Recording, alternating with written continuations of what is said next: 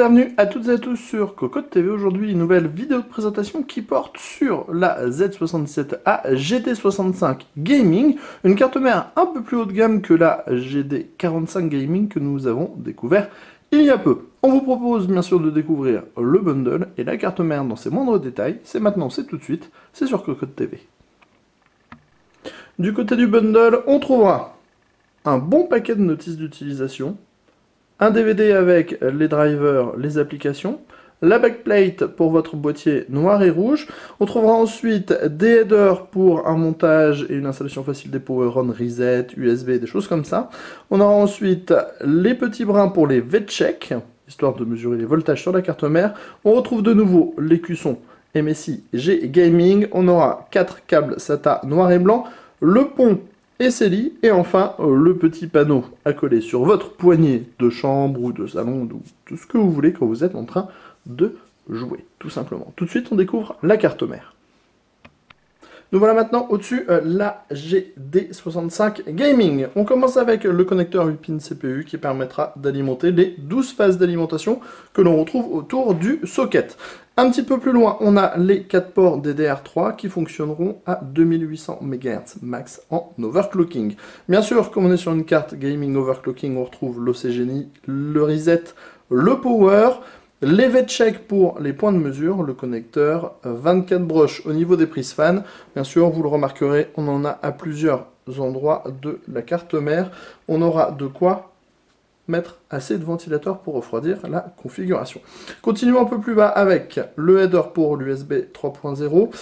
Au niveau de la partie SATA, on a deux ports SATA 6 Go gérés par le Z77, deux ports SATA 6 Go gérés par une puce AS Media, et on a 4 ports SATA 3 Go avec gestion des différents modes RAID. On continue ici avec les différents connecteurs pour l'USB, le Power-On, le Reset, le HDD LED, le Firewire. On a ici le Debug LED, le Multibios, le radiateur pour le chipset, et enfin on a la partie PCI Express avec 4 PCI Express 1X et 3 PCI Express 16X à la norme 3.0. Il faut savoir qu'ils fonctionneront en 16X avec une seule carte, 8X 8X avec 2 cartes, et enfin 8X 4X 4X avec 3 cartes.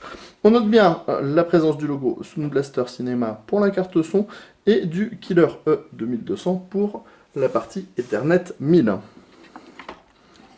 À l'arrière, on trouve les connecteurs pour un PS2, deux USB 2.0, le Reset BIOS, la sortie coaxiale, la sortie optique, deux USB 2.0, le HDMI, l'Ethernet 1000, deux USB 3.0, le VGA, le DVI, enfin toute la partie son avec les connecteurs analogiques.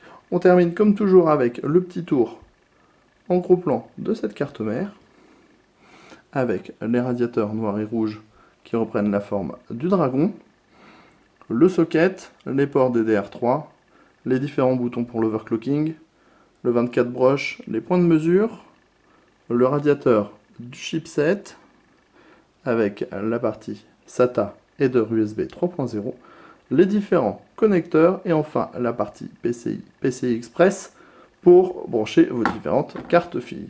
C'était la Z77A GD65 Gaming, c'était sur Cocotte TV. On a oublié de vous parler du prix, on vous le donne tout de suite, environ 180 € pour cette carte qui se veut plutôt haut de gamme. Sur ce, on vous dit à très bientôt pour des nouvelles vidéos.